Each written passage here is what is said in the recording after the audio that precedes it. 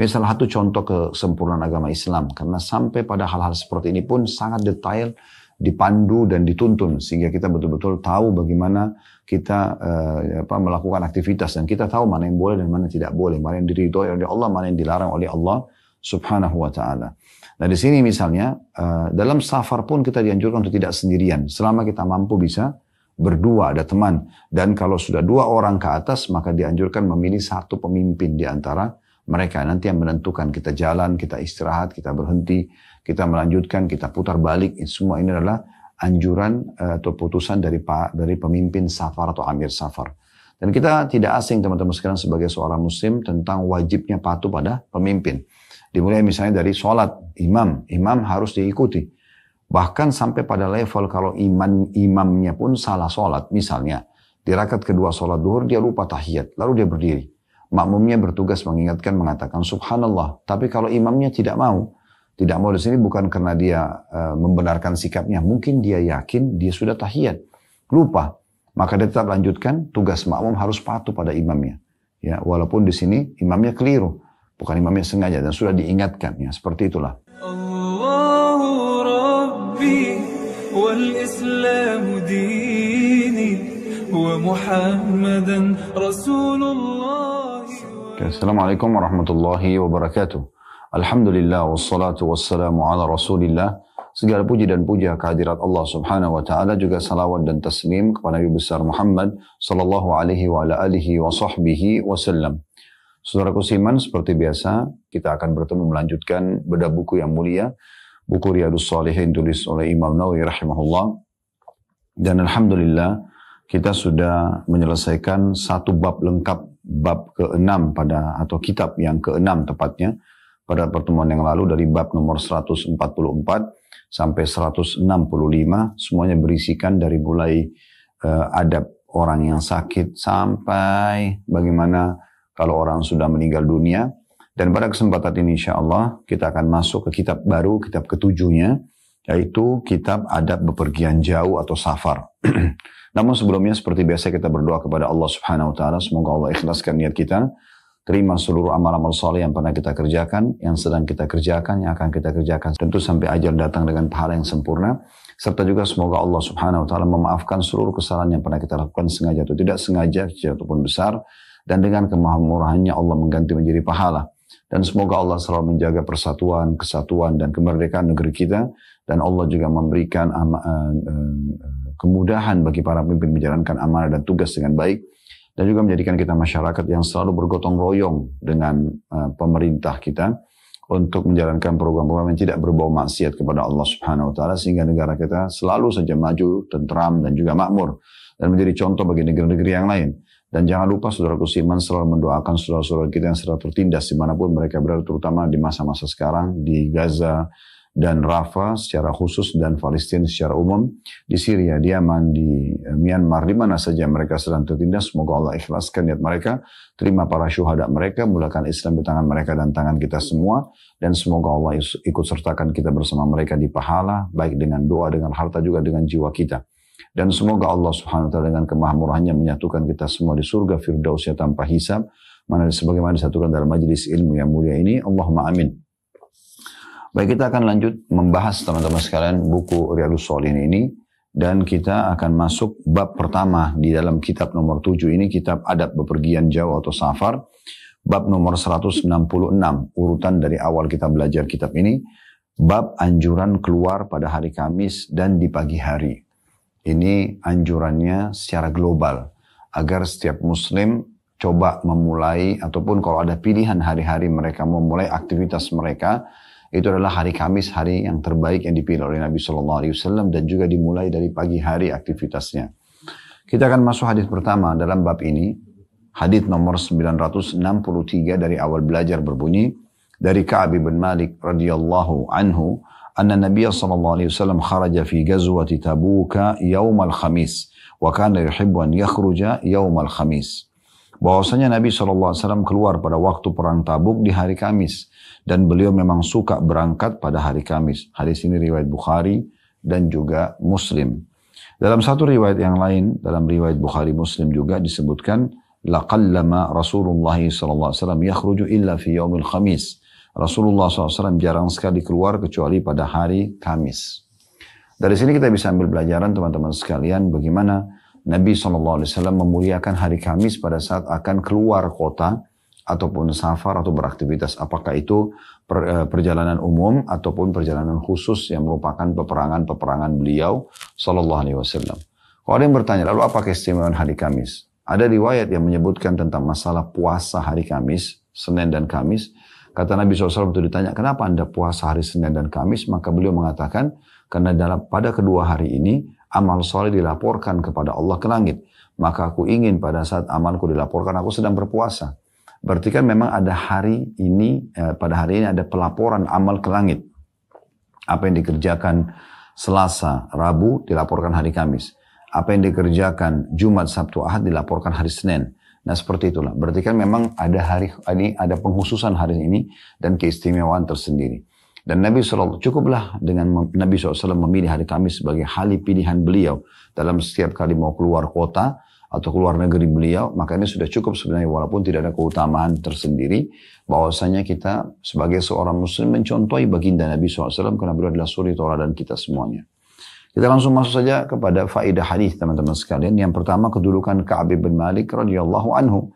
Bagi yang mengikuti dari awal bab pelajaran Riyadhus Shalihin ini atau kajian-kajian hadis yang kami sampaikan, kami selalu membahasakan kalau ada seorang sahabat yang menjadi penyebab kronologis hadis atau dia yang menyebutkan kejadian tersebut atau terjadi pada diri dia sendiri sehingga akhirnya ada peringatan dari Nabi SAW atau nasihat atau wasiat Nabi SAW kepada beliau, maka kita jadikan ini sebagai keutamaan atau pelajaran pertama dari hadis. Ya.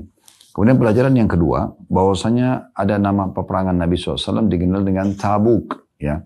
Tabuk sebenarnya nama sebuah kota yang ada di Saudi. Cukup jauh jaraknya, ada di pinggiran negeri Saudi, tentunya di perbatasan daerah atau perbatasan negara. Dan Tabuk inilah yang terkenal di Saudi, satu-satunya wilayah yang setiap tahun di musim dingin turun salju. Dan dia memang dulu di masa Nabi SAW dikuasai oleh bangsa Romawi. Sampai hari ini masih ada peninggalan benteng mereka. Nah di sana ada satu raja di masa Nabi SAW, Kaisar Romawi bernama Heraklius. Heraklius ini dulu pernah masuk Islam.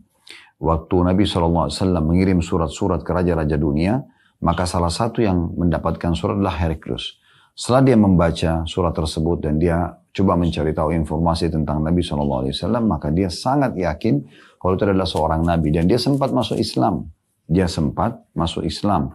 Nah, setelah dia masuk Islam, dia coba mengajak para pendeta, para pastor ya untuk masuk Islam, tapi mereka menolak. Bahkan mereka rencana akan membuat pemberontakan kalau si kaisar ini masuk Islam. Ya. Akhirnya dia menyembunyikan Islamnya awalnya, kemudian dia keluar dari agama Islam.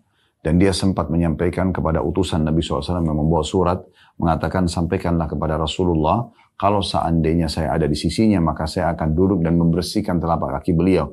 Artinya dia mengaku beriman. Tetapi ya setelah utusan Nabi SAW tiba di Madinah, maka utusan Nabi SAW mengatakan, ya Rasulullah begini kejadiannya. Kata Nabi SAW, dia telah berdusta. Dia lebih memilih jabatan dan kerajaannya daripada keislamannya. Nah setelah itu tentu dia murtad dari agama Islam, dia keluar setelah syahadat. Nah pada saat Nabi SAW mengepung wilayah Tabuk, itu peperangan terakhir Nabi SAW dengan 30.000 pasukan beliau, yang dikepung adalah bentengnya Heraklius ini. Dan Heraklius sendiri mengatakan kepada para prajuritnya, saya tahu benar ini adalah seorang Nabi. Kalau kalian keluar tetap memaksakan untuk memeranginya, maka pastikan kalian akan dikalahkan. Dan semua kerajaan kita akan hilang. Maka saya sarankan untuk tidak keluar menghadapinya. Akhirnya seluruh pasukannya patuh dan tidak keluar untuk menghadapi Nabi SAW. Setelah beliau tinggal beberapa hari, lalu beliau pulang kembali ke Madinah. Dan tersebarlah berita di seluruh jazirah Arab kalau kekuatan kaum muslimin sampai pada level ditakuti dan disegani oleh Romawi yang pada saat itu merupakan salah satu negeri adik kuasa atau negara adik kuasa. Jadi ini berhubungan dengan masalah perang Tabuk yang disebutkan dalam riwayat ini ya. Dan istilah Ghazwa dalam bahasa Arab itu digunakan khusus peperangan yang dihadiri oleh Nabi SAW. Kalau peperangan umum di istilah bahasa Arab itu adalah ma'rakah ya. Seperti misalnya dikatakan ma'rakah yang Nabi SAW urus Sariyah, pasukan-pasukan kecil itu disilakan dengan ma'rakah. Salah satunya ya, yang dikenal dengan Yarmuk misalnya, ya dikenal dengan ma'rakah Yarmuk misalnya. Itu karena memang bukan ada Nabi SAW di situ, dan juga itu terjadi setelah Nabi SAW wafat, gitu ya. Jadi kalau di masa Nabi SAW ikut atau hadir, itu namanya gazwah. Nah itu dimaksudkan dengan di sini, kalau teman-teman pegang bukunya, anna Nabi SAW kharaja fi gazwati Tabuk.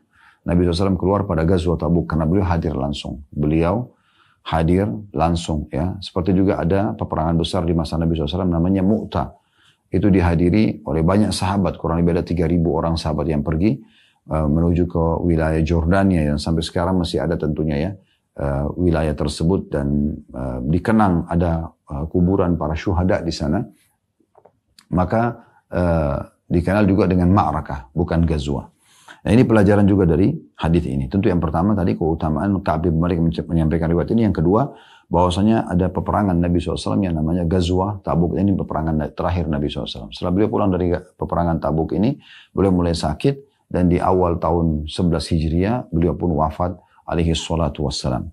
Kemudian pelajaran yang ketiga, kedudukan hari Kamis sendiri. Karena Nabi SAW disebutkan dalam riwayat ini keluar untuk perang di masa itu yang merupakan jihad dan ibadah mulia, itu di hari Kamis. Dan disebutkan penutupan hadisnya, wa kana yuhibbu an yakhruja yaumul khamis. Dan Nabi SAW sangat gemar kalau keluar, itu kalau ada pilihan hari, beliau milih hari Kamis. Ini yang dimaksudkan dengan keutamaan untuk melakukan perjalanan di hari Kamis. Apa saja perjalanan itu selama bukan maksiat kepada Allah. Seperti misalnya Anda safar, silaturahim keluarga, berbisnis, menuntut ilmu, ya, kemudian berjihad, dan yang lainnya, Anda pilih hari Kamis. Dalam riwayat tadi yang kedua, masih di nomor yang sama, 963 urutan hadisnya, dikatakan bahwasanya Rasulullah SAW jarang sekali keluar kecuali pada hari Kamis. Berarti beliau pernah keluar hari lain. Tetapi yang paling sering adalah hari Kamis, kalau ingin melakukan aktivitas safarnya. Hadis yang kedua dalam bab ini, hadis nomor 964 dari awal belajar, berbunyi dari Sakhr bin Wada'a al-Ghamidi as-sahabi radhiyallahu anhum. Ini seorang sahabat bernama Sakhr.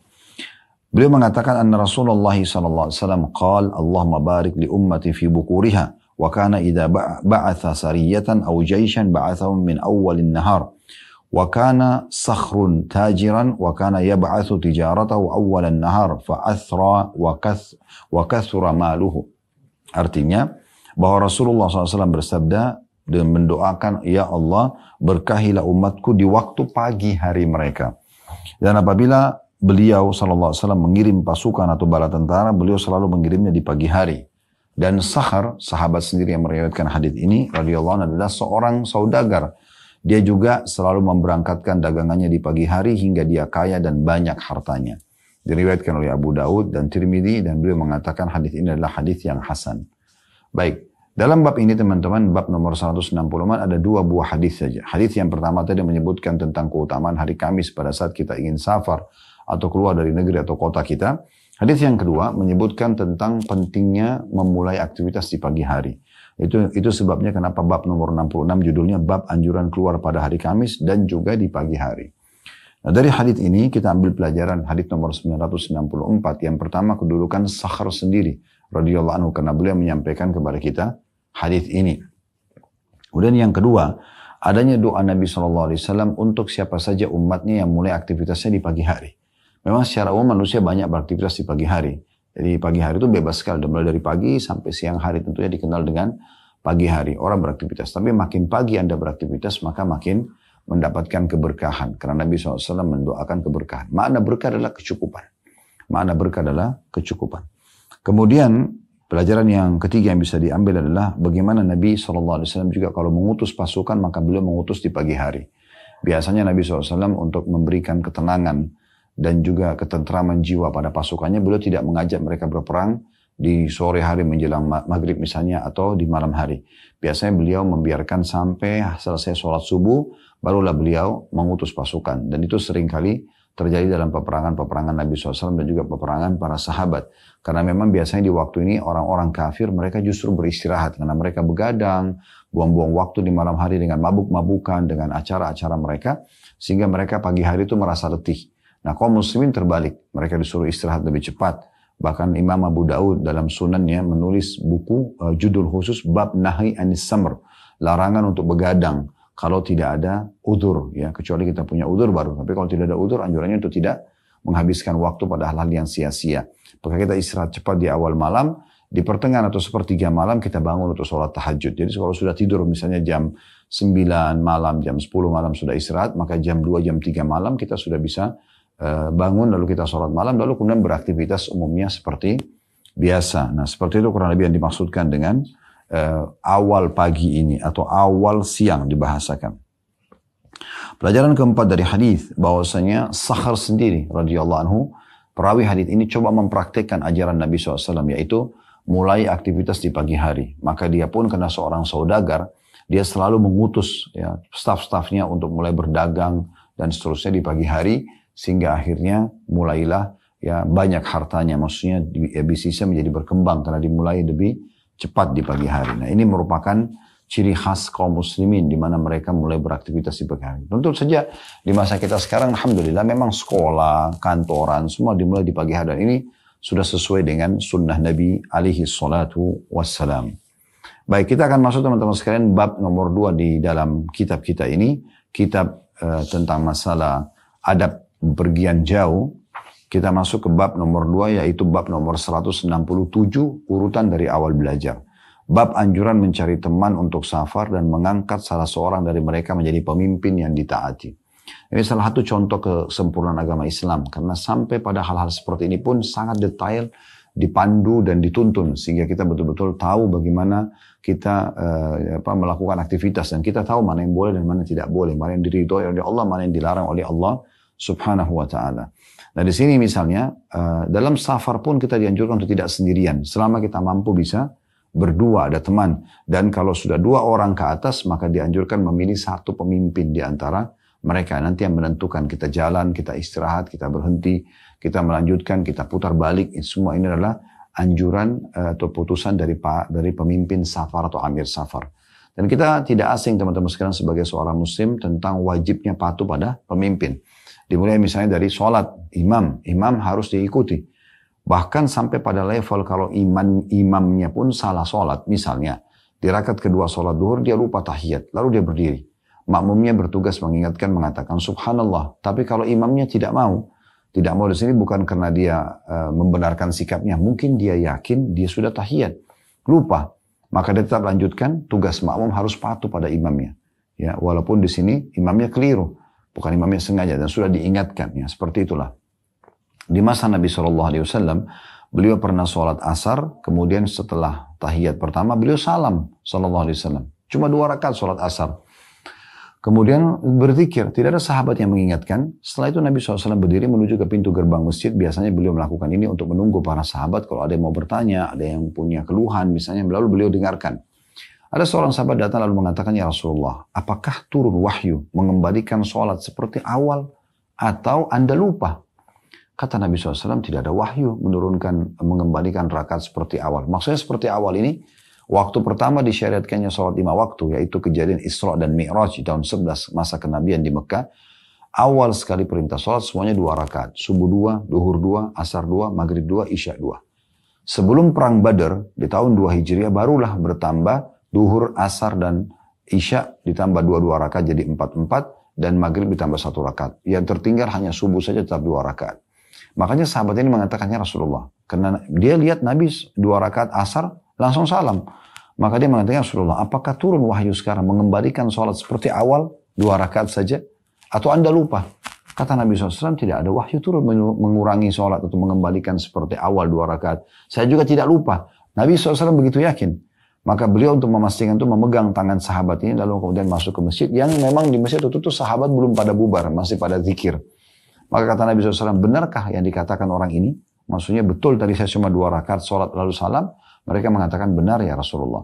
Maka Nabi SAW pun akhirnya langsung menghadap kiblat lalu takbir dan diikuti oleh para sahabat.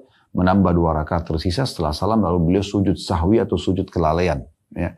Dan dalam hukumnya sendiri sujud sahwi itu kalau teman-teman mengingat kesalahannya di dalam sholat. Misalnya tadi tahiyat tahiyat pertama di zuhur Anda lupa. Nanti pas sebelum salam lalu Anda ingat, oh saya kayaknya tadi belum tahiyat pertama nih. Nah di saat itu, tugas Anda adalah tidak lagi kembali ke rakaat kedua karena sudah rakaat keempat. Tetap salam, habis salam Anda sujud 2 kali, sujud sahwi namanya, sujud kelalaian. Maaf, Anda sujud sebelum salam, ya, kalau Anda ingat dalam sholat. Tapi kalau Anda sudah aktivitas, sudah selesai salam, kemudian baru Anda ingat, oh tadi rupanya saya lupa tahiyat pertama. Di sini Anda sujud sahwi tapi setelah salam, sudah tidak lagi diikuti dengan sholat. Ini contohnya. Jadi imam itu wajib dipatuhi, pemimpin. Begitu juga dengan suami di rumah misalnya. Wajib dipatuhi oleh istrinya. Istri yang keluar tanpa rumah suami tanpa izin, maka dilaknat oleh malaikat sampai dia kembali misalnya. Ini wajib dipatuhi pemimpin tersebut, ya, selama bukan maksiat kepada Allah SWT. Nah ada juga namanya Amir Safar. Nah inilah yang kita sedang akan bahas nanti. Pemimpin dalam safar. Jadi sunnah Nabi SAW itu kalau sudah 2 orang yang sabar atau lebih, tunjuk salah satu orang yang paling bijaksana sebagai pemimpin. Anda pemimpin safar kami. Amir safar kami. Ya. Misalnya Anda berangkat satu keluarga. Suami, istri, dan 2 anak. Maka tentu suami diangkat. Selain suami posisi sebagai pemimpin dalam rumah tangga juga dinobatkan jadi pemimpin safarnya. Itu sunnahnya. Ini juga wajib dipatuhi selama bukan maksiat. Kemudian juga sama dengan panglima perang, wajib dipatuhi. Bagaimana wasiat Nabi SAW kepada pasukannya untuk patuh pada pemimpin. Begitu juga dengan pemimpin negara misalnya. Jadi semua ini kewajiban kita untuk patuh. Nah seperti itulah kurang lebih gambaran bab ini teman-teman sekalian. Baik, kita akan masuk hadits pertama dalam bab ini, hadits nomor 965 dari awal belajar, ini urutannya. Berbunyi dari Ibnu Umar radhiyallahu anhu, beliau berkata, Rasulullah sallallahu alaihi wasallam bersabda, "Lau anna an-nasa ya'lamuna minal wahdati ma 'alam, ma sara rakibun bilailin wahdah." Seandainya orang-orang mengetahui keburukan dari melakukan perjalanan seorang diri sebagaimana yang aku ketahui, tentu tidak akan ada orang yang berjalan sendirian di malam hari. Hadis ini diriwayatkan oleh Imam Bukhari, ya. Dalam hadis ini, teman-teman sekalian, kita bisa lihat bagaimana peringatan Nabi SAW agar jangan semaksimal mungkin seseorang safar sendirian. Ya, ini laki-laki aja ada tegurannya, ya. Tapi bukan haram, dia sifatnya makruh. Selama Anda masih punya teman yang bisa diajak, Anda ajak teman. Kalau tidak bisa sama sekali, maka tidak ada masalah Anda safar sendirian. Yang penting di saat safar ini yang dijaga adalah masalah keimanan dan amal saleh. Ini yang sering luput dari banyak orang yang safar. Nah biasanya orang kalau safar sendiri memang lebih mudah untuk melakukan kemaksiatan atau terjerumus dalam dosa. Atau mungkin itu sisi keimanannya, ketakwaannya, atau sisi yang lain dia juga lebih terancam keamanannya. Karena orang kalau sendiri beda dengan kalau 2 orang atau 3 orang atau 10 orang misalnya. Ya, karena kalau sendirian lebih gampang untuk ada tindakan kriminal terjadi padanya. Walaupun memang umumnya sekarang di muka bumi ini alhamdulillah keamanan sudah menyebar, ya. Tetapi tetap saja ini adab safarnya. Ya, seorang muslim dianjurkan selama bisa safar tidak sendirian maka lebih baik. Tapi kalau dia harus safar sendiri maka tentu saja dia tinggal bagaimana menjaga keimanan dan ilmunya. Nah itu, ini yang dibahas di sini, ya. Menurut saya adalah apa yang sudah dipelajari dari masalah halal haram tetap dijaga. Orang kalau sendirian masuk ke hotel, safar, kan sangat terbuka sekali pintu-pintu dosa, ya. Dia bisa saja melakukan kemaksiatan tanpa dia sadari gitu, ya. Atau mungkin dia jadi berani buat dosa karena dia sendiri di kamar hotel misalnya. Nah ini yang dimaksudkan dengan larangannya. Baik, kita ambil pelajaran pertama dari hadis adalah larangan Nabi SAW yang sifatnya makruh tentunya untuk safar sendirian. Ini kalau laki-laki aja begini, bagaimana dengan perempuan? Ya, tentu akan lebih tegas larangan tentang masalah itu. Bahkan adanya larangan untuk safar selain ibadah, selain haji dan umrah, itu bagi wanita safar tanpa mahram, itu dilarang, ya, dalam hadis Nabi SAW. Baik, kemudian yang kedua, adanya peringatan dari Nabi SAW, walaupun beliau tidak sebutkan apa yang sedang diancamkan atau terancamkan bagi orang yang safar sendiri. Tapi beliau mengatakan, kalau seandainya orang-orang yang safar sendiri tahu apa yang aku ketahui dari orang safar sendiri, mereka tidak akan safar sama sekali sendirian di malam hari. Nah di sini maksudnya adalah adanya godaan-godaan yang akan mengganggu dia pada saat dia safar sendiri. Mungkin teman-teman yang sering safar tahu masalah itu. Kalau Anda sendiri, maka beda sekali. Kayak tadi saya kasih contoh, Anda masuk ke hotel sendirian, Anda jauh dari negeri Anda sendirian, Anda sangat mudah untuk melakukan pelanggaran-pelanggaran agama. Bisa mengganggu keimanan dan ketakwaan Anda kepada Allah Subhanahu Wa Taala. Dari satu sisi, sangat dekat juga untuk terancam dari sisi kriminal. Ya. Kalau Anda sama teman, Anda sama pasangan hidup, maka tentu akan jauh lebih aman. Kemudian kita bisa lihat di sini teman-teman sekalian, hadis nomor 2 dan hadis nomor 3 dalam bab ini. Ini hadis yang merincikan lebih dalam lagi apa yang dikhawatirkan oleh Nabi SAW. yaitu godaan syaitan. Saya akan bacakan hadisnya. Hadis nomor 2 dalam bab ini urutan 966 dari awal belajar berbunyi. Dari Amr bin Shu'aib, dari bapaknya, dari kakeknya radhiyallahu anhum ajma'in. Beliau berkata, bahwasanya Rasulullah SAW bersabda, "Ar-rakibu syaitan, war-rakibani syaitanani, was-thalathatu rakbun." Seorang pengendara adalah syaitan, 2 orang pengendara adalah 2 syaitan, dan 3 orang pengendara adalah rombongan musafir. Diriwayatkan oleh Abu Dawud, Tirmidzi, An-Nasai dengan sanad-sanad yang sahih. At-Tirmidzi berkata hadis ini adalah hadis yang hasan. Dari riwayat ini teman-teman sekalian kita bisa lihat bagaimana Nabi SAW menitik beratkan bahwasanya orang yang safar sendiri itu sangat mudah untuk digelincirkan oleh syaitan. Karena bisa saja dia dikerumuni oleh banyak syaitan yang dia tidak lihat. Tapi yang ini membisikkan zina, yang ini membisikkan mencuri, yang ini membisikkan manipulasi, yang ini membisikkan segala macam bentuk dosa yang dia bisa lakukan. Begitu juga dengan 2 orang, kata Nabi SAW. Masih mudah didekati oleh syaitan. Ya. Dan kalau lebih dari itu, 3 orang ke atas, maka itu adalah kelompok safar. Nah gitu. Oleh karena itu kita bisa ambil pelajaran pertama bagaimana pengaruh syaitan dan sangat dekatnya syaitan pada orang-orang yang sengaja safar sendiri atau berdua saja. Nah, ini penting untuk digarisbawahi, artinya mereka masih sangat mudah untuk digoda oleh syaitan. Kemudian pelajaran kedua dari hadis adalah bagaimana Nabi SAW menganjurkan orang kalau safar maka diusahakan 3 orang ke atas. Itu jauh lebih baik di saat dia bisa.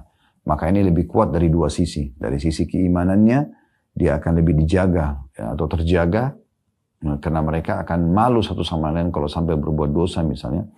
Kemudian yang dari sisi keamanan juga begitu. Kalau 3 orang yang safar, yang satu diganggu kan ada 2 orang yang bisa membelahnya. Itu dari sisi keamanan. Allahu a'lam. Baik, hadis ketiga teman-teman sekalian, ini tentang perintah untuk mengangkat amir safar. Ya.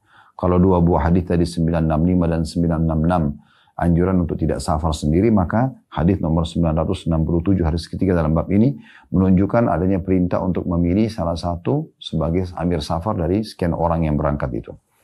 Berbunyi dari Abu Sa'id dan Abu Hurairah radhiyallahu anhuma. Abu Sa'id sahabat, Abu Hurairah sahabat, kita katakan radhiyallahu anhuma.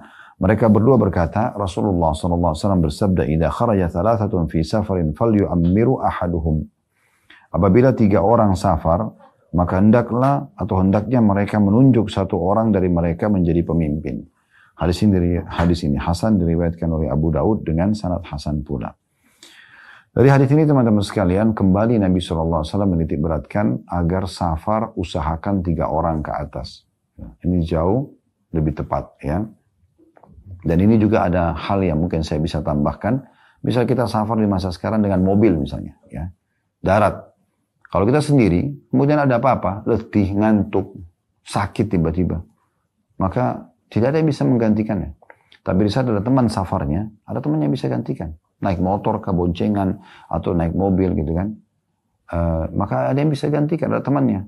2 orang ada teman, 1 orang teman atau 2 orang teman. Kalau 2 orang maka lebih bagus, lebih banyak yang bisa memberikan bantuan. Begitu juga pada saat dia menggunakan kereta misalnya, pesawat, tetap aja ada teman yang bisa bersama dia, yang menginformasikan tentang dia misalnya. Ya, kalau ada sesuatu yang terjadi kepada keluarganya dan segala macam. Itu banyak sekali manfaat daripada sunnah Nabi SAW yang disampaikan tadi. Ya. Jadi di sini kata Nabi SAW kalau kalian keluar 3 orang dalam safar, ada anjuran berarti 3 orang ya. Yang faedah dari hadis adalah adanya anjuran fal yu'ammiru ahaduhum atau ahadahum. Maka harusnya mereka memilih salah satu di antara mereka jadi pemimpin. Nah, ini amir safar. Kita cuma bilang, Anda pemimpin kami ya dalam safar. Nah, dia yang akan menentukan safar tersebut nanti. Kita lanjutkan perjalanan, kita pilih tipe transportasi ini misalnya, kita pilih penginapan ini misalnya. Semua itu adalah hal yang baik. Makanya memilih juga ini ada kriterianya, yaitu orang-orang yang paling bijaksana, dewasa, punya pengalaman. Itu yang dipilih sebagai amir safar. Jadi bukan cuma dijadikan bahan bercanda ya, kamu aja amir safarnya. Enggak. Memang harus amir safarnya juga orang-orang yang paling berakal dan paling bertakwa. Biasanya kalau kita punya pemimpin atau amir safar yang tepat, itu bagus sekali. Karena mungkin dia akan ingatkan sholat. Sholat yuk, sudah waktunya sholat.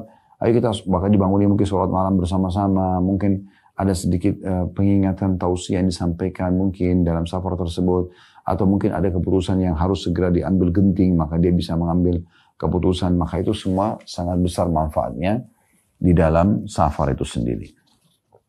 Hadis terakhir dalam bab kita ini adalah hadis nomor 4 ya, urutan nomor 4 dan ini urutan di dalam bab ini, urutan 968 dari awal belajar. Berbunyi dari Ibnu Abbas radhiyallahu anhuma, dari Nabi SAW beliau bersabda, khairus sahabati arba'ah, wa khairus sarayati arba'miyah, wa khairul juyushi arba'atu alaf, walan yuglabathna asyara alfan min killah. Artinya sebaik-baik sahabat adalah 4 orang. Sebaik-baik pasukan adalah 400 orang. Sebaik-baik bala tentara adalah 4.000 orang. Dan bilangan 12.000 orang tidak akan terkalahkan karena bilangannya yang sedikit. Diriwayatkan oleh Abu Daud dan Tirmidzi dan beliau mengatakan hadis ini adalah hadis yang hasan. Dari hadis ini teman-teman sekalian kita mengambil pelajaran yang pertama, adanya anjuran dari Nabi SAW agar kita berteman dengan 4 orang. Jadi makin banyak makin bagus. Kalau Anda juga punya sahabat Anda pilih 4 orang, jangan 1 orang. Abu Darda radhiyallahu anhu dikatakan salah satu ciri khasnya beliau memilih teman-teman yang lebih soleh dari beliau sampai angkanya itu 36 orang. Yang beliau selalu menjalin hubungan baik dengan mereka, mendoakan mereka, meminta agar nasihat dari mereka pada saat ketemu, mengambil dari pengalaman hidup mereka. Maka itu yang dilakukan oleh Abu Darda. Beliau menjadikan itu khusus ya sebagai ajang pahala yang beliau bisa dapatkan dengan cara menjalankan sunnah Nabi SAW. Jadi memang seorang muslim itu sangat sejalan teman-teman sekalian ya. Dalam agama kita ini sangat sejalan antara makna definisi manusia yaitu makhluk sosial dengan kita nggak bisa hidup sendiri ya. Kita nggak bisa hidup eksklusif. Pasti kita akan mentok di titik-titik tertentu di mana kita tidak bisa kecuali butuh bantuan orang lain. Walaupun kita memang dianjurkan mandiri dalam arti kata dalam mengambil keputusan buat diri kita sendiri. Tapi kita nggak bisa lepas dari kehidupan sosial karena memang makhluk sosial manusia itu. Kita harus hidup interaksi dengan orang. Ya. Kita akan temukan suka duka pada saat interaksi dengan manusia. Ada yang baik, ada yang buruk, ada yang pintar, ada yang bodoh, kan gitu. Ada yang perlu bantuan, ada yang membantu kita. Semua itu memang adalah satu rangkaian dari program hidup yang sudah Allah SWT buat. Cuma memang bagaimana kita lebih bijaksana. Khusus sahabat kita cari orang-orang yang jauh lebih pintar, lebih pengalaman, lebih banyak memberikan manfaat-manfaat positif kepada kita tentunya. Nah, ini yang dimaksudkan dengan sebaik-baik sahabat itu adalah minimal 4 orang. Minimal 4 orang. Kemudian juga dikatakan faedah kedua, sebaik-baik pasukan kecil, saraya itu pasukan kecil, itu adalah 400. Nah, salah satu strategi perang Nabi SAW, beliau kadang-kadang mengirim saraya atau pasukan kecil, dan kadang-kadang beliau mengutus bala tentara besar. Sini beliau sebutkan, sebaik-baik saraya atau sariyah ya, ini pasukan kecil. Biasanya dikatakan sariyah dalam bahasa Arab itu minimal 3 orang atau lebih daripada itu. Biasanya ini tim khusus yang dikirim untuk memata-matai musuh, untuk memantau mereka, mengetahui kekuatan mereka. Ini sering kali Nabi SAW melakukan. Sering beliau kirim sariyah. Sekian orang dikirim misalnya. Nanti kalau sekian orang yang sudah bisa melakukan musuh untuk apa? Kirim bala tentara. Nah seperti itu kurang lebih. Dan Nabi SAW berikan gambaran. Kalau mau bagus sekali syariahnya 400 orang. Nah ini angkanya ada penentuan dari Nabi SAW. Dan kita perlu tahu teman-teman. Di saat Nabi SAW menyebutkan sebuah angka. Berarti itulah yang terbaik. Dan kita usahakan bisa mengerjakan yang seperti Nabi SAW sampaikan. Sebagai seorang muslim yang benar. Contoh misalnya habis sholat Nabi SAW mengatakan. Bacalah atau siapa yang membaca subhanallah 33. Ada penentuan tempat. Ada penentuan jenis. Ada penentuan waktu. Ada penentuan angka. Kan dibaca habis sholat, jenisnya juga jelas subhanallah, angkanya 33 gitu kan. Yang baca alhamdulillah 33, Allah Akbar 33, lalu menggenapkan 100-nya dengan la ilaha illallah wahdahu la syarika la lahul mulku wa lahul hamdu wa huwa ala kulli syai'in qadir, diampuni dosanya walaupun sebanyak buih di lautan. Maka berada penentuan angka. Dan di sini kalau seseorang panglima perang atau pemimpin negara ingin supaya pasukan yang dikirim itu pasukan kecil ya, itu usahakan 400 orang jumlahnya. Nah, kemudian pelajaran ketiga tentang jumlah pasukan yang dianjurkan Nabi SAW untuk bala tentara yang besar. Maka beliau mengatakan dan sebaik-baik bala tentara adalah 4.000 orang. Dan kalau sudah 4.000 orang berarti itu adalah pasukan yang ideal lah ya. Tentu di sini diharapkan 4.000 orang itu pasukan muslim yang semuanya orang-orang yang bertakwa dan saleh kepada Allah Subhanahu wa taala. Karena Umar bin Khattab mengingatkan pada saat mengirim pasukan, atau hampir setiap mengirim pasukan beliau mengatakan ini. Beliau mengatakan, ketahuilah bahwasanya musuh kalian memang sudah lebih kuat dari sisi persiapan persenjataan dan juga dari sisi kuantitas atau jumlah mereka. Tetapi mereka bermaksiat kepada Allah SWT. Mereka kufur kepada Allah. Sementara kalian lebih sedikit persenjataannya dan lebih sedikit jumlah kalian. Tapi kalian menang dengan keimanan kalian. Kapan kalian bermaksiat kepada Allah, maka pastikan kalian akan dikalahkan karena dua sisi tadi. Persenjataan kalian lebih sederhana, mereka lebih canggih, lebih bagus, dan juga jumlah mereka lebih banyak. Nah, di sini Nabi SAW tentukan jumlah, berarti menandakan kalau bala tentara 4.000 dari kaum muslimin semuanya bertakwa kepada Allah SWT, dipastikan akan mengalahkan musuh sebanyak apapun jumlah mereka. Karena jumlah itu tidak menjadi tolak ukur akan kemenangan. Peperangan Nabi SAW umumnya semua lebih sedikit daripada pasukan musuh. Kita tahu di perang Badr tahun 2 Hijriah, di 15 Ramadan, itu pasukan muslimin cuma 314 orang. Tapi berhasil mengalahkan 1.000 pasukan Quraisy. Bahkan 70 pimpinan Quraisy semua wafat dan terbunuh di perang Badr. Kemudian di perang Uhud, di tahun 16 Syawal tahun 3 Hijriah, juga 700 pasukan muslim berhadapan dengan 3.000 pasukan Quraisy. Dan juga akhirnya dimenangkan oleh kaum muslimin. Awalnya kalah, kemudian awalnya menang, pertengahan kalah, kemudian akhirnya di Hamrat Asad kaum muslimin menangkan peperangan. Karena Quraisy tidak berani lagi berhadapan dengan muslimin. Kemudian di perang Khandak juga begitu. Jumlah kaum muslimin 1.000 orang. Pasukan Ahzab atau pasukan yang menyerang mengepung Madinah dikenal dengan pasukan Ahzab atau jamak daripada hizib, kelompok-kelompok. Allah ceritakan dalam surah nomor 33 dalam Al-Quran, namanya surah Al-Ahzab. 10.000 orang datang, semuanya pasukan kuda ingin menyerang dan mengepung Madinah, serta menghanguskan Madinah pada saat itu. Dan jumlah sahabat cuma 1.000 yang hadir di Khandak waktu itu. Dan mereka menang. Ya, Allah SWT menangkan mereka. 1.000 lawan 10.000 itu bukan main-main gitu. Ya, itu luar biasa. Di di pembebasan kota Mekah juga 10.000 pasukan itu menaklukkan Mekah seluruhnya, dan Mekah itu tentunya pada saat itu jumlahnya sangat banyak ya. Ratusan ribu orang jumlahnya itu, bahkan ya lebih daripada itu. Kemudian juga pada saat perang Hunain sama juga, dan perang Tabuk juga sama. Jadi peperangan Hunain cukup banyak jumlah musuh tentunya ya. Di perang Hunain itu ada suku Hawazim, jumlah mereka kalau tidak salah mencapai 30.000 orang pada saat itu yang ikut hadir dalam peperangan, termasuk kaum wanita mereka dan muslimin 12.000. Di perang Tabuk jumlah kaum muslimin 30.000, pasukan Romawi tapi yang mereka tidak berani keluar, tadi saya ceritakan kisahnya, itu 250.000 orang pasukan mereka. Di zaman Abu Bakar juga sama, di zaman Umar juga sama. Umumnya kaum muslimin lebih sedikit secara kualitas ya. Selanjutnya pelajaran keempat yang terakhir adalah Nabi SAW menjamin kalau sudah mencapai angka 12.000 dari jumlah pasukan, maka pastikan mereka tidak akan pernah dikalahkan. Tapi syaratnya sama tadi, mereka harus ikhlas karena Allah, dan mereka betul-betul orang-orang yang semuanya bertakwa kepada Allah Subhanahu wa Ta'ala. Nah, seperti itu kurang lebih gambaran hadis terakhir di bab nomor 167. Baik, kita akan masuk teman-teman sekalian bab selanjutnya, bab nomor 168. Bab adab berjalan, singgah, menginap, dan tidur dalam safar, anjuran berjalan malam hari, bersikap lembut terhadap hewan tunggangan, memperhatikan kebutuhannya, di lagi, perintah kepada pemiliknya yang melalaikan haknya, hak tunggangan maksudnya, agar memberikan haknya, dan bolehnya membonceng di atas hewan tunggangan selama hewan itu masih kuat untuk menampung. Nah, ini semua bab yang cukup panjang ditulis oleh Imam Nawawi rahimahullah, karena memang disebutkan dalam banyak hadis berhubungan dengan masalah bahasan yang akan dibahas pada bab ini tentunya.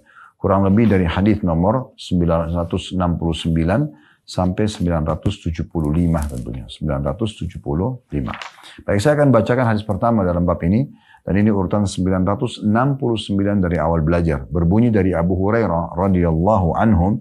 Dia berkata bahwasanya Rasulullah SAW bersabda, "Idza safartum fil khisbi fa'atul ibila haddaha minal ard, wa idza safartum fil jadbi fa'asri'u 'alaiha as-sayr wa badiru biha niqyaha, wa idza arrastum fajtanibut tariq fa innaha turukud dawab wa ma'wal hawami bil lail." Kata Nabi SAW, apabila kalian menempuh perjalanan di tanah subur, maka berikanlah kepada unta haknya. Dan juga, saya ulangi, apabila kalian menempuh perjalanan di tanah subur, maka berikanlah kepada unta haknya dari bumi dalam kurung rerumputan. Dan apabila kalian melewati tanah gersang, maka percepatlah perjalanan di atasnya dan bersegeralah sebelum sumsumnya habis. Dan apabila kalian singgah di malam hari, maka menjauhlah dari jalan, karena jalan adalah tempat lalu lalangnya binatang dan sarang bagi hewan berbisa di malam hari. Diriwayatkan oleh Imam Muslim. Di sini Imam Nawawi rahimahullah menulis makna di bawah tanda kutip, berilah kepada unta haknya dari bumi atau rerumputan adalah pelan-pelanlah dalam berjalan agar unta tersebut bisa merumput dalam perjalanan. Ucapan bakyaha dan nun dibaca kasra, qafnya disukun kata Imam Nawawi rahimahullah, dan ya bertitik dua bawah artinya sumsum. Maksudnya percepatlah hingga kalian sampai pada tujuan sebelum sumsum atau dalam kurung, yang dimaknakan tenaganya habis karena beratnya medan yang dilalui. Kemudian makna at-tagris adalah singgah di malam hari. Ini kurang lebih yang ada atau dijelaskan, dipaparkan di bahasa Arab dan terjemahannya hadis pertama dalam bab kita ini. Baik, kita langsung ambil pelajaran teman-teman sekalian dari hadis ini. Yang pertama, adanya anjuran, ini menandakan kesempurnaan Islam ya, untuk memperhatikan hewan tunggangan. Di masa dulu orang pakai kuda atau unta. Di masa kita sekarang adalah kendaraan kita, bermotor, motor, mobil ya. Walaupun itu beda dengan hewan tunggangan, tetapi juga ada masa yang harus diistirahatkan. Diisi kembali bensinnya atau solarnya ya. Kemudian mungkin didinginkan mesinnya, diperhatikan bannya dan seterusnya. Walaupun itu benda dianggap benda mati ya, tetapi tetap saja adab dalam safar di bab ini berlaku gitu ya. Jadi pelajaran pertama yang perlu kita ketahui adalah pentingnya seseorang itu memperhatikan hewan tunggangannya atau kendaraan yang dia pakai. Kalau di sini disebutkan, kalau kalian sedang lewat di tanah yang penuh dengan rumputan, maka berikanlah unta atau kuda itu haknya. Jangan mereka melihat rumput yang hijau yang biasanya mereka mampir sejenak untuk makan, kalian lewatkan begitu saja. Dan tidak mempedulikannya. Ya, mungkin sekarang kalau di masa kita, transportasi motor atau mobil dibiarkan bensinnya sampai mau habis. Udah nanti aja misalnya. Padahal sebenarnya bisa saja berbahaya buat dia. Kenapa nggak diberikan haknya saja? Mampir diisi dan kita lebih tenang jalannya. Misal contoh. Atau anginnya kurang. Udahlah nggak apa-apa dipaksain gitu ya. Jangan. Mungkin itu berbahaya. Bagi kendaraan itu berbahaya juga bagi kita. Kan gitu. Bisa rusak kendaraan tersebut. Hanya tidak bisa lagi berfungsi. Memberikan manfaat bagi manusia. Ataupun kita sendiri bermasalah. Ya, bisa ada kecelakaan dan sejenisnya. Nah contoh, atau mungkin kita melanggar lalu lintas dengan cara mungkin ada lampu yang padam, mungkin ada ini, mungkin ada itu yang memang dilarang. Kenapa nggak diperbaikin misalnya? Sehingga nama baik kita bisa terjaga, kita pun bisa selamat dari ancaman-ancaman dari peraturan yang mungkin kalau kita langgar kan gitu. Jadi semua ini berhubungan juga dengan masalah salah satu dari 5 hal yang harus dijaga dalam Islam, yaitu menjaga keselamatan jiwa dan juga nama baik. Jadi kita tidak boleh sengaja teman-teman sekalian menjerumuskan diri kita pada hal yang berbahaya bagi jiwa kita dan merusak citra atau nama baik kita. Tidak boleh. Itu semua harus dijaga dalam Islam. Nah ini salah satu pelajaran penting yang bisa diambil dari potongan hadis ini. Baik, kita kembali kepada inti bahasanya sebenarnya. Nabi SAW menganjurkan agar kalau kita punya tunggangan, maka tunggangan itu dijaga, ya, diberikan haknya. Karena kesian juga kalau unta ataupun kuda melihat rumputan dan itu merupakan makanan kesukaan dia. Mungkin dia juga butuh untuk energi dia. Lalu kita biarkan saja lewat, sudahlah nggak usah. Nah itu penting. Kemudian pelajaran yang kedua, justru kalau sedang jalan, kata Nabi SAW, di jalan yang gersang, tidak ada apa-apa, jangan jalan santai justru, jalan cepat. Di masa kita sekarang sama, kalau kita pakai mobil, motor, kita jalan misalnya di padang pasir, di tempat yang kosong, kita nggak usah berlama-lama. Karena kalau terjadi apa-apa di situ, kalau hewan tunggangan kehabisan, kehausan, kelaparan, dia mau dapat makanan dan minuman dari mana? Kita kehabisan bensin, kita berada di tanah gersang, kita mau kemana gitu? Belum tentu ada bahan bakar yang bisa kita pakai misalnya. Nah di sini sunnah Nabi SAW luar biasa. Kalau kalian lewat di tanah gersang, percepatlah agar jangan sampai sumsumnya. Makna sumsum sini adalah sudah terjemahkan dari Imam Nawawi adalah tenaganya hewan tunggangan itu habis gitu ya. Jadi justru ada saatnya di mana kita lambat dan santai, kita juga bisa menikmati pemandangan yang indah. Kalau misalnya kita lewat di tempat rumputan, pohon-pohon yang indah, ciptaan Allah Subhanahu Wa Taala, kita bisa tafakkur, memikirkan penciptaan Allah. Dan kalau gersang, kita cepat-cepat saja ya melalui tempat tersebut agar tidak sampai membahayakan kita dan membahayakan tunggangan kita. Itu pelajaran kedua. Pelajaran yang ketiga, adanya anjuran kalau istirahat atau beristirahat di malam hari. Jangan dipaksakan di malam hari itu kalau memang tidak darurat sekali, kita nggak usah begadang. Terus sudah sempat kita singgung masalah larangan untuk begadang. Kita istirahat saja malam itu, kita lanjutkan lagi safarnya besok pagi misalnya. Nah itu bisa. Bisa juga kalau kita harus jalan kalau memang darurat ya. Tetapi kata Nabi SAW, apabila kalian singgah di malam hari maka menjauhlah dari jalan utama, jalan raya utama. Ya. Disebutkan sebabnya, karena jalan itu tempat lalu lalangnya hewan. Mereka lalu lalang di situ dan juga itu sarang bagi hewan berbisa di malam hari. Jadi hewan-hewan berbisa mereka sengaja berada di jalan-jalan utama. Mereka cari jalan yang kosong karena mereka tahu di situ sering berlalang hewan-hewan yang lain, mereka bisa mangsa. Oleh karena itu manusia pun berbahaya ya kalau mereka justru sengaja mampir di jalan-jalan utama. Jadi carilah tempat yang lebih aman untuk beristirahat. Kalau di masa kita sekarang alhamdulillah ada penginapan, ada hotel. Kita sudah prediksi, misalnya kita mau keluar kota nih. Walaupun kita lewat darat, kira-kira saya akan mampir jam sekian di kota mana. Seorang muslim harus punya satu tujuan dan sasaran yang tepat. Tidak boleh dia terjun bebas, tanda kutip di sini, dengan begitu saja, nantilah tiba masa, tiba akal saja. Enggak. Dia harus sudah mempunyai satu planning yang tepat dalam safarnya supaya dia selamat. Kalaupun dia sama keluarganya juga, keluarganya bisa selamat. Dia pun merasa nyaman dan tentram, gitu kan. Dengan istirahat misalnya. Saya sangat tertarik dengan ada beberapa teman atau sahabat kami. Mereka kalau safar tuh mereka sudah punya planning yang sangat bagus. Safar, kemudian akan mampir di sini. Kalaupun dia keluar kota dengan pakai mobil misalnya, dengan keluarganya dia mampir di sini. Mungkin hari kedua atau ketiga baru sampai ke tujuan utamanya. Sambil dia nikmati perjalanan. Saya sempat tanya, kenapa antum pilih jalan seperti ini? Dia bilang supaya sambil menikmati jalan. Misalnya sambil mudik lebaran atau apa saja. Itu sangat bagus dan sesuai dengan sunnah Nabi alaihi salatu wassalam. Hadis kedua dalam bab ini, nomor 970 dari awal belajar berbunyi dari Abu Qatadah radhiyallahu anhu, beliau berkata, karena Rasulullah sallallahu alaihi wasallam idza kana fi safarin fa'arrasa bilailin ittaja'a ala yaminih wa idza arrasa qubail as-subhi nasaba dhira'i wa wada'a ra'sahu ala kaffihi. Apabila Rasulullah SAW sedang dalam perjalanan lalu singgah istirahat di malam hari, beliau berbaring di atas lambung kanan beliau. Dan apabila beliau singgah istirahat menjelang subuh, maka beliau menegakkan hasta beliau dan meletakkan kepala beliau di atas telapak tangan beliau. Diriwayatkan oleh Imam Muslim.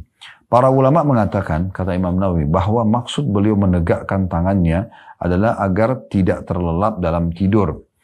Hingga salat subuh terlewatkan dari waktunya atau dari awal waktunya. Riwayat ini, teman-teman sekalian, memberikan pelajaran kepada kita. Yang pertama, kedudukan Abu Qatadah radhiyallahu anhu, karena beliau yang menyampaikan kepada kita tentang kisah ini atau sikap dan keputusan Nabi SAW.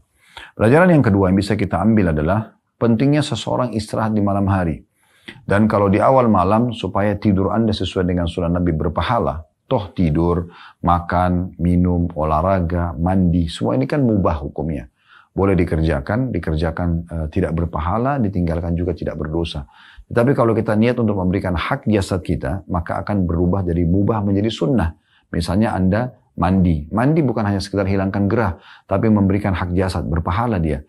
Makan, minum, olahraga, tidur, semua ini bisa berpahala kalau diniatkan untuk memberikan haknya jasad. Jadi bukan hanya sekedar menghilangkan kelaparan, haus, capek, dan seterusnya. Dan kalau tidur, agar sesuai dengan sunnah Nabi SAW juga meletakkan telapak tangan, ya, beliau balik Nabi SAW dikatakan berbaring di atas lambung beliau. Dan sunnah Nabi SAW adalah meletakkan telapak tangan di bawah pipi, ya, dan balik sisi kanan. Itu diantara sunnah Nabi SAW. Nah, ini kalau di awal malam, itu pelajaran pertama. Pelajaran kedua, kalau di akhir malam menjelang subuh, misal ada juga sunnah Nabi SAW itu ya. Ini bagi orang yang sudah rutin sholat malam. Mereka tidur di awal malam, habis isya, mereka bangun di 1/2 malam, ya, mereka bangun sholat, lalu mereka tidur lagi, ya, kemudian di 1/6-nya malam ya. Jadi mereka tidur sampai pertengahan malam, atau sampai 1/3 malam, kemudian 1/3 bangun sholat malam, kemudian baru istirahat lagi di 1/6-nya, maksudnya sisa sedikit lagi malamnya. Nah tidur yang di akhir ini agar tidak kelewatan subuhnya, maka tidurnya agak berbeda dengan tadi tidur yang awal. Di sini dikatakan belum menegakkan hastahnya, ya. Jadi maksudnya meluruskan di situ ya, dan meletakkan kepala beliau di atas telapak tangannya, ya, dengan tujuan agar tidak lewat waktu subuhnya. Hadis selanjutnya, hadis nomor 3 dalam bab ini nomor 971. Jadi sebenarnya tadi hikmah daripada tidur yang kedua ini agar tidak terlalu lelap ya, supaya juga subuhnya tidak lewat. Hadis nomor 971 atau hadis ketiga dalam bab ini, dari Anas radhiyallahu anhu beliau berkata, Rasulullah sallallahu alaihi wasallam bersabda, "Alaikum bid-duljah fa innal arda tutwa bil-lail." Hendaklah kalian berjalan di malam hari karena sungguhnya bumi itu dilipat pada waktu malam. Diriwayatkan oleh Abu Daud dengan sanad hasan. Yang dimaksud dengan ad-dulja duljatun kata Imam Nawawi adalah berjalan di malam hari. Di sini adanya dari hadis ini ada pelajaran yang bisa kita ambil. Anjuran Nabi SAW untuk memulai perjalanan juga selain memulai tadi safar di pagi hari atau aktivitas, juga dibolehkan kalau mau safar di malam hari. Tetapi di malam harinya ini bukan berarti di pertengahan malam. Tetapi kalau darurat kita harus jalan, maka kita boleh jalan di malam hari. Karena malam hari aktivitas lebih sedikit. Kalaupun safar-safar tersebut memang mengharuskan di malam hari. Kayak masa kita sekarang ada pesawat, penerbangan malam hari. Mungkin sambil istirahat di pesawat misalnya. Atau kita safar tapi tidak terlalu jauh jaraknya kalau lewat darat. Sehingga kita tidak harus mengantuk di tengah jalan misalnya. Karena tadi kan di antara sunnah Nabi istirahat kalau kita sudah masuk malam hari ya. Tapi di awal malam kita masih boleh safar. Habis maghrib, habis isya ya. Sampai waktu istirahat yang normalnya. Jam 9, jam 10, jam 11 malam kita sudah beristirahat dan mampir tentunya. Yang dimaksud dengan bumi dilipat malam hari, di waktu malam Allah alam maksudnya adalah perjalanan jadi lebih mudah karena malam hari itu umumnya lebih kosong jalan-jalan yang dilewati oleh manusia. Hadis selanjutnya nomor 972 dari awal belajar berbunyi dari Abu Tha'labah al-Khushani radhiyallahu anhu, beliau berkata, "Kana an-nasu idza nazalu manzilan tafarraqu fi asy-syi'abi wal awdiyah." Faqala Rasulullah sallallahu alaihi wasallam, inna tafarruqakum fi hadhihi asy-syi'abi wal awdiyati innama dzalikum minasyaitan. Falam yanzilu ba'da dzalika manzilan illa dhamma ba'duhum ila ba'd. Dulu atau dahulu di awal-awal safar, kata Abu Tha'labah, para sahabat Nabi apabila singgah di satu tempat, maka mereka berpencar di jalan-jalan yang ada di gunung-gunung. Dan juga di lembah-lembah. Maka Rasulullah SAW bersabda, sungguhnya berpencar-pencarnya kalian di jalan-jalan dan di lembah-lembah ini adalah dari syaitan. Maka setelah itu mereka pun tidak pernah singgah di satu tempat, melainkan sebagian mereka bergabung dengan yang lainnya. Diriwayatkan oleh Abu Daud dengan sanad hasan. Baik, riwayat ini teman-teman sekalian memberikan pelajaran kepada kita yang pertama, kedudukan Abu Tha'labah al-Khushani radhiyallahu anhu. Karena beliau menceritakan kepada kita kronologis hadis ini. Kemudian yang kedua adalah bagaimana Nabi SAW melarang para sahabat untuk berpencar kalau mereka sedang istirahat di satu tempat. Jadi di sini diberikan gambaran kalau kita bisa bayangkan di saat itu kalau mereka mampir di sebuah lembah untuk istirahat atau di gunung, umumnya para sahabat mereka berpencar untuk cari tempat istirahat masing-masing. Sehingga jaraknya jauh satu sama yang lain, gitu kan. Maka Nabi SAW itu Nabi tegur. Nabi mengatakan sungguhnya berpencarnya kalian dengan cara seperti ini. Menjauh satu sama yang lain. Ini adalah ini adalah bisikan syaitan. Karena ini akan lebih mudah syaitan mencelakakan manusia tersebut. Apakah dalam perbuatan dosa. Apakah mungkin malah berbahaya buat dia dari sisi serangan binatang buas. Atau misalnya serangan musuh. Maka setelah itu para sahabat langsung ya di safar-safar setelahnya tidak lagi melakukan hal tersebut. Mereka indhamma ba'dhum ila ba'd, maksudnya mereka akhirnya berkumpul di satu titik. Sehingga pada saat berkumpul ini, hewan-hewan buas juga tidak berani mengganggu mereka. Mereka kalau ada yang sakit atau ada seseorang yang butuh bantuan, lebih mudah dibantu oleh teman-temannya. Maka ini semua punya hikmah yang sangat besar tentunya. Pelajaran yang ketiga yang bisa diambil adalah bagaimana syaitan membisikkan pada manusia hal-hal yang bisa berbahaya bagi mereka. Tapi kadang-kadang mereka tidak menyadarinya. Intinya bagaimana syaitan mau menjerumuskan manusia pada kesalahan, ya, sehingga tidak selamanya apa yang kita pikir baik itu baik, bisa saja itu buruk. Oleh karena itu datang syariat Allah Subhanahu Wa Taala memandu kita sampai pada hal-hal seperti ini. Kita bisa bayangkan bagaimana Nabi SAW datang dan merincikan sangat detail tentang masalah adab-adab safar ini. Di antaranya sampai tidak dianjurkan untuk safar sendiri tadi, harusnya ada pemimpin dalam safar, ya harusnya memberikan hak hewan-hewan tunggangan dan beristirahat di malam hari, tata cara tidurnya, ya gitu, di awal malam seperti apa, di akhir malam seperti apa. Kemudian juga disebutkan di sini bagaimana agar jangan berpencar ya satu sama yang lain. Mungkin kalau di masa kita sekarang, kalau bisa nginap di satu hotel, semuanya di satu hotel saja, rame-rame gitu kan, sehingga bisa saling bantu-membantu, lebih memudahkan program, planning ke depannya dan segala macam hal yang bisa kita lakukan. Tapi kalau kita mencar, kecuali hotel-hotel itu penuh misalnya. Tapi kalau tidak, kita di satu tempat itu lebih baik dibandingkan semua masing-masing berpencar sehingga tidak diketahui keberadaan atau sulit sekali terbangun komunikasi ataupun kalau tiba-tiba ada yang urgent yang harus diadakan meeting atau pertemuan tentunya. Allahu a'lam. Baik, hadis ini adalah hadis yang hasan diriwayatkan oleh Abu Daud. Hadis selanjutnya teman-teman sekalian, dan kita insya Allah akan selesaikan bab ini sampai hadis nomor 975 baru kita buka pertanyaan ya. Hadis nomor 973 berbunyi dari Sahal bin Amr. Ada yang mengatakan Sahal bin Rabi' bin Amr al-Ansari yang dikenal dengan sebutan Ibnu Hamdaliyah radhiyallahu anhu, salah seorang ikut serta dalam Bai'at Ridwan. Nanti akan kita jelaskan itu insyaallah. Radhiyallahu anhu, beliau berkata, "Marra Rasulullah sallallahu alaihi wasallam bi ba'irin qad lahiqa dhahruhu bi batnihi, faqala ittaqullaha fi hadhihi al-baha'imil mu'jamah farkabuha salihah wa kuluha salihah." Rasulullah SAW berjalan melewati seekor unta yang punggungnya telah menyatu dengan perutnya. Maka beliau bersabda, "Bertakwalah kepada Allah terhadap binatang-binatang yang bisu ini. Kendarailah binatang-binatang ini ketika ia dalam keadaan baik, dan makanlah ia dalam keadaan baik." Diriwayatkan oleh Abu Daud dengan sanad yang sahih. Riwayat ini teman-teman sekalian memberikan pelajaran kepada kita. Yang pertama, kedudukan Sahal bin Amr al-Ansari radhiyallahu anhu. Atau riwayat lain menjelaskan Sahal bin Rabi'. Karena beliau yang telah menceritakan kepada kita tentang riwayat ini. Kemudian pelajaran yang kedua tentang makna Bai'at Ridwan. Apa itu Bai'at Ridwan? Bai'at itu artinya janji setia. Ridwan itu adalah keridhaan. Allah SWT ridho kepada mereka. Ini terjadi pada saat adanya kesepakatan Hudaybiyah. Waktu itu, tentu kisah yang cukup panjang, tapi saya coba berikan ringkasnya. Nabi SAW akan umroh bersama dengan 1.400 orang sahabat setelah pengepungan Madinah oleh pasukan Ahzab atau dikenal dengan Perang Khandaq.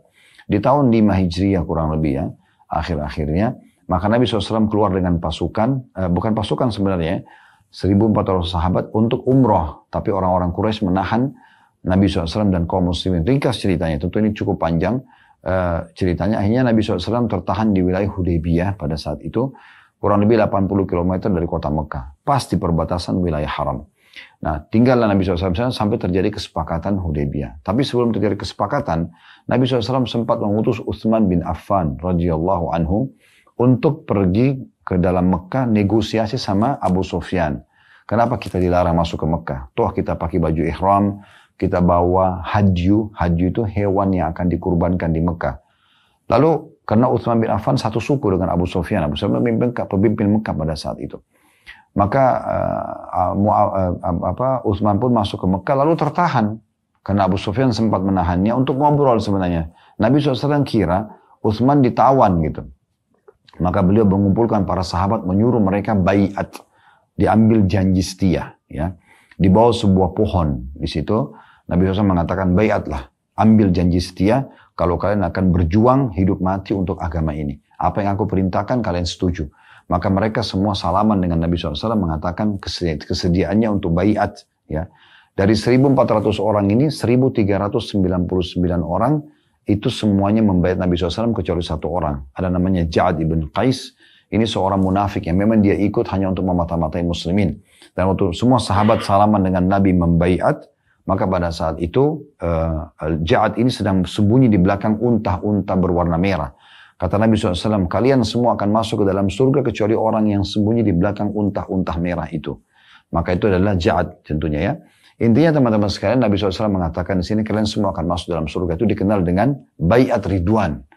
Nah, orang yang hadir di Bai'at Ridwan ini dapat jaminan surga. Di antaranya adalah perawi hadis kita ini, Sahal bin Amr. Makanya di sini Imam Nawawi menuliskan Sahal bin Amr. Ada yang mengatakan Sahal ibn Rabi' bin Amr. Sahal ibn Rabi' bin Amr al-Ansari dikenal dengan julukan Ibnu Hamdaliyah, salah seorang yang ikut dalam Bai'at Ridwan. Nah, itu di garis miringi oleh penerbit ya, supaya kita bisa tahu ini ada terjemahannya, baiat ar-ridwan, sudah saya jelaskan tadi. Itu pelajaran kedua. Pelajaran yang ketiga, bagaimana Nabi SAW sebagai seorang pemimpin sangat peduli. Dan pedulian ini luar biasa, bukan hanya pada manusia, tapi pada hewan-hewan pun. Di sini dalam ceritanya, diceritakan oleh Sahal, Nabi SAW pernah melewati seekor unta. Unta itu saking laparnya, sampai dia membungkukkan punggungnya dan menekan perutnya. Ya mirip kalau kita lagi lapar, biasa kita tekukan punggung kita untuk menekan usus atau perut kita supaya laparnya berkurang. Maka Nabi SAW marah pada satu dan menegur penunggang unta tersebut. Nabi SAW mengingatkan sekaligus buat nasihat buat kita semuanya. Kata Nabi SAW, bertakwalah kepada Allah pada hewan-hewan yang bisu ini. Maksudnya bisu di sini bukan tidak bisa keluarkan suara, tapi bisu karena tidak bisa berbicara dengan bahasa manusia. Mereka tidak bisa keluhkan masalah mereka. Nabi SAW mengatakan bertakwa kepada Allah. Takut kepada Allah. Karena Tuhan kita satu. Tuhan kita sama Tuhan unta ini sama. Kapan kita berbuat baik sama dia, Tuhan kita akan memberikan pahala kepada kita dan balasan yang baik. Kapan kita berbuat jahat, Tuhan kita akan menghukum kita. Ini sering kami kasih contoh di pengajian. Ada kucing lewat, Anda tendang, iseng saja. Anda pikir kucing itu tidak akan bisa melawan. Baik. Ingat, Tuhan kita sama Tuhan kucing itu satu. Allah Maha Adil. Allah bisa menghukum kita, tiba-tiba kita jalan, sepatunya baru, di jalan yang aspal yang rata, tapi tiba-tiba keseleo, jatuh. Hukuman dari tadi merendang kucing itu. Jadi betul-betul Islam datang merincikan bagaimana seseorang itu muslim harus menjadi orang yang sempurna dan baik, ya semaksimal mungkin. Ini penting sekali untuk diketahui. Jadi jangan kena hewan itu, ini kan hewan saya terserah, tunggangan saya mau pakai terserah. Mirip dengan kalau di masa kita sekarang teman-teman. Orang muslim harus memperhatikan kendaraannya, kebersihannya, kerapiannya, perawatannya. Itu masuk semua dalam bagian syariat, agama Allah. Jangan Anda cuma tahu pakai sampai mobil itu sudah, atau motor itu sudah mungkin orang pun melihat kalau itu manusia, atau itu makhluk, atau itu mungkin kuda atau unta, mungkin dia sudah mengeluarkan rintihan-rintihannya. Tapi sudah tidak. Karena tidak bisa berbicara dan dianggap itu benda mati, maka tidak dipedulikan. Akhirnya dia juga kerepotan sendiri. Kalau mogok misalnya, kalau ada masalah-masalah yang banyak terjadi karena sudah akumulasi, tidak pernah diservis dan diurus, itu kan semua bagian yang menyusahkan dia juga, gitu kan? Dan juga menyusahkan kendaraan tersebut yang mungkin tadinya bisa menjangkau jarak yang jauh, tapi sudah tidak bisa lagi. Itu contohnya. Nah ini semua bisa diambil dari pelajaran-pelajaran seperti ini. Jadi semua itu punya hak yang harus kita berikan. Ini pelajaran kedua. Pelajaran yang ketiga, adanya anjuran Nabi SAW untuk menunggangi kendaraan atau hewan-hewan ini dalam kondisi baik. Ya, jadi layak untuk pergi. Jadi kalau Anda mau safar, Anda cek dulu oli mesin, bensinnya, segala macam. Itu penting sekali. Hewan-hewan itu pastikan hewan itu dalam kondisi sehat, ya kuda atau unta. Kemudian dia tidak kelaparan dan segala macam. Itu penting karena kata Nabi SAW, kendarailah binatang-binatang ini dengan kondisi baik. Kemudian juga ada pelajaran terakhir yang bisa kita ambil yang keempat, yaitu bagaimana kalau kita makan juga hewan, makan dalam keadaan baik, bukan hewan yang sakit, atau hewan yang sehat. Makanya dalam Idul Adha, dalam berkurban yang sebentar lagi insya Allah kita akan masuk, kemudian dalam akikah, itu ada syarat-syaratnya. Hewannya tidak boleh cacat, harus sempurna, ada penyebutan umurnya. Ya, ini semua untuk memberikan hasil dari daging yang baik kepada orang yang akan konsumsi. Nah ini juga termasuk pelajaran yang bisa kita ambil. Hadis selanjutnya, dua buah hadis terakhir. Hadis nomor 974 dari awal belajar berbunyi, dari Abu Ja'far Abdullah bin Ja'far radhiyallahu anhu, beliau berkata, Ardafani Rasulullah sallallahu alaihi wasallam zata yaumin khalfah wa asarra ilayya hadithan la uhaddithu bihi ahadan minan nas wa kana habbu mastatara bihi Rasulullah sallallahu alaihi wasallam li hajatihi hadafun au haishun nakhl, yakni haitun nakhli. Pada suatu hari saya pernah dibonceng oleh Rasulullah SAW di belakang beliau. Lalu beliau membisikkan kepadaku suatu hadis yang tidak akan aku ceritakan kepada siapapun. Dan yang paling beliau sukai sebagai penutup dirinya pada waktu hajatnya, di situ ada footnote nomor 648, maksudnya dari pandangan orang, ya, adalah sesuatu yang tinggi atau kumpulan pohon kurma, yakni kebun kurma, diriwayatkan oleh Imam Muslim. Al-Barqani menambahkan dengan sanad Imam Muslim juga, setelah haishu nakhlin atau kumpulan pohon kurma, fadakhala haitan li rajulin minal ansar, faida fihi jamalun. Falamma ra'a Rasulullah sallallahu alaihi wasallam jarjara warafat وذرفت عيناه فأتاه النبي صلى الله عليه وسلم فمسح سراتها ay sinamahu wa zifrahu fasakan. فقال من رب هذا الجمل لمن هذا الجمل فجاء فتى من الأنصار فقال هذا لي يا رسول الله قال أفلا تتقي الله في هذه البهيمة التي ملكك الله إياها فإنه يشكو إلي أنك تجيعه وتدثبه. Pada saat itu dalam riwayat ini tambahan, maka Nabi SAW memasuki sebuah kebun dari milik orang Ansar, ternyata di dalamnya ada seekor unta. Tak kala unta itu melihat Rasulullah SAW, ia bersuara dengan suara tentu bahasa atau suara unta dan mencucurkan air mata. Maka Nabi SAW menghampiri unta tersebut dan mengusap-usap punuknya dan apa yang ada di belakang telinganya. Maka beliau pun bersabda, siapa pemilik unta ini? Milik siapakah unta ini? Maka datanglah seorang anak muda dari Ansar, dia berkata, ini milik saya wahai Rasulullah. Maka beliau SAW mengatakan, mengapa kamu tidak bertakwa kepada Allah dalam hal hewan yang Allah telah memberikanmu atau memberikannya kepadamu ini? Sesungguhnya ia mengadu kepadaku bahwa kamu membuatnya kelaparan dan melelahkannya. Hadis ini diriwayatkan oleh Abu Daud seperti riwayat Al-Barqani. Riwayat ini teman-teman sekalian memberikan pelajaran kepada kita. Yang pertama, kedudukan Abu Ja'far atau Abdullah bin Ja'far radhiyallahu anhu. Karena beliau menyampaikan kepada kita tentang riwayat ini. Ya. Kemudian pelajaran yang kedua, bolehnya seorang muslim berboncengan. Di sini Nabi SAW pernah membonceng Abu Ja'far ya, atau Abdullah bin Ja'far radhiyallahu anhu, dan beliau mengatakan, satu hari Nabi SAW pernah memboncengku di satu keledai atau satu tunggangan ya. Kemudian beliau membisikkan kepadaku sebuah hadis, tapi memang aku tidak akan sampaikan kepada siapapun. Ini kemungkinan besar karena Nabi SAW minta dia agar jangan menyampaikan kepada orang lain, khusus buat dia saja. Karena semua sahabat faham kalau ilmu yang disampaikan itu umum, maka tentu mereka akan sampaikan. Karena ini adalah kesempatan menjadi amal jariah buat mereka. Karena ilmu yang bermanfaat adalah amal jariah. Ya. Jadi ini adalah bolehnya seseorang muslim berboncengan. Gitu kan. Kemudian yang ketiga, tentu berboncengan ini ada adab-adabnya ya. Jadi kalau sesama jenis laki-laki sama laki-laki, perempuan sama perempuan ya. Tapi kalau selain ini, tentu bukan mahramnya segala macam, ini ada bahasan sendiri para ulama. Dan umumnya memang tentu itu dilarang ya.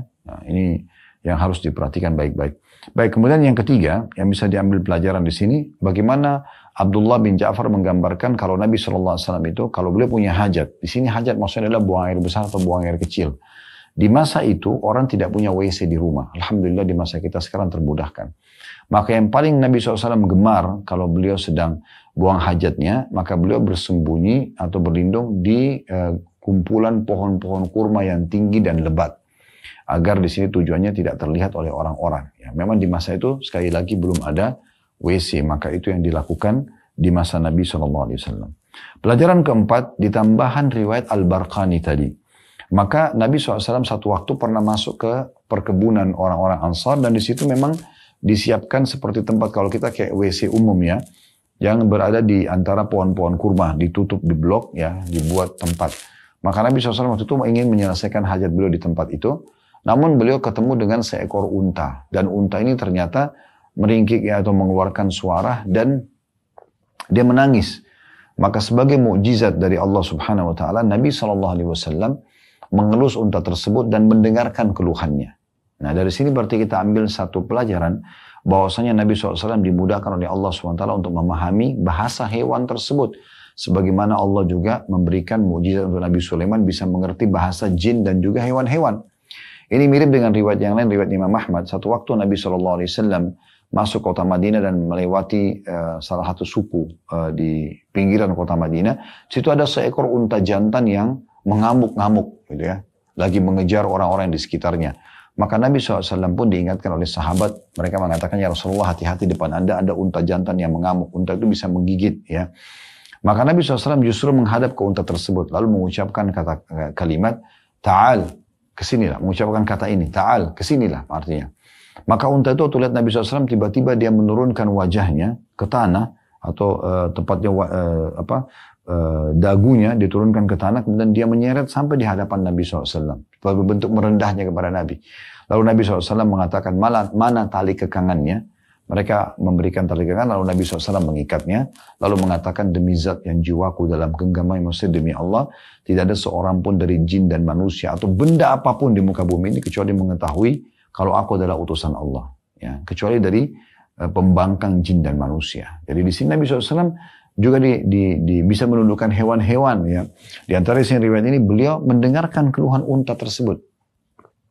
Sampai beliau menanyakan, siapa pemilik unta ini? Seorang anak muda datang mengatakan, ya Rasulullah, saya, kata Nabi SAW, bertakwa kepada Allah terhadap hewan ini. Kenapa engkau tidak memberikan haknya?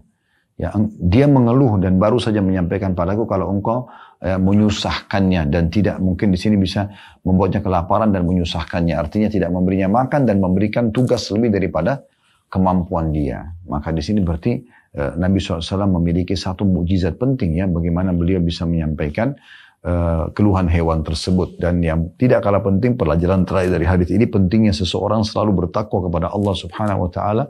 Artinya dia selalu merasa diawasi oleh Allah dan Allah bisa mengetahui apa yang dia lakukan walaupun orang lain tidak mengetahuinya. Bahkan terhadap hewan pun mungkin yang tidak bisa merespon atau langsung membalasnya di saat itu, tetap juga Allah Subhanahu wa taala akan datangkan balasan yang tepat untuk dia sesuai dengan kezaliman yang dia lakukan. Allahu a'lam. Terakhir teman-teman sekalian, dalam bab ini hadis nomor 975 dari awal belajar berbunyi dari Anas radhiyallahu anhu, beliau berkata, "Kunna idza nazalna manzilan la nusabbihu hatta nahull ar-rihal." Saya ulangi. "Kunna idza nazalna manzilan la nusabbihu hatta nahull ar-rihal." Apabila kami singgah di satu tempat, kami tidak melakukan sholat sunnah hingga kami menurunkan pelana-pelana. Diriwayatkan oleh Abu Dawud dengan sanad yang sahih berdasarkan syarat Imam Muslim. Di sini dikatakan oleh Imam Nawawi, la nusabbih, artinya kami tidak melaksanakan sholat sunnah. Maksudnya meskipun kami sangat berantusias untuk melaksanakan sholat sunnah, tapi kami tidak melakukannya sebelum kami melepas pelana dan mengistirahatkan hewan-hewan tunggangan kami.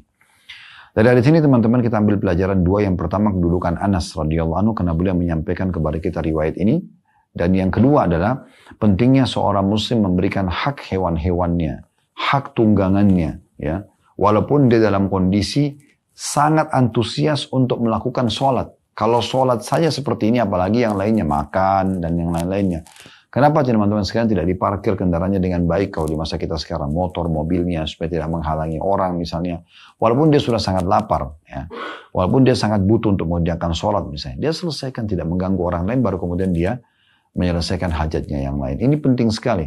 Makanya di sini pelajarannya bukan masalah sholat sunnahnya, tapi bagaimana mendahulukan hewan tunggangan, baru kami mengerjakan sholat sunnah yang dianjurkan dalam agama. Allahu a'lam. Baik, ini bahasanya teman-teman sekalian. Kedepannya insya Allah kita akan lanjutkan bab nomor 169 tentang bab membantu teman. Dan ini masih berhubungan dengan masalah adab safar. Kalau ada benar dari Allah, kalau ada salah dari saya mohon dimaafkan. Subhanakallahumma bihamdika, asyhadu an la ilaha illa anta astaghfiruka wa atubu ilaik. Wassalamualaikum warahmatullahi wabarakatuh.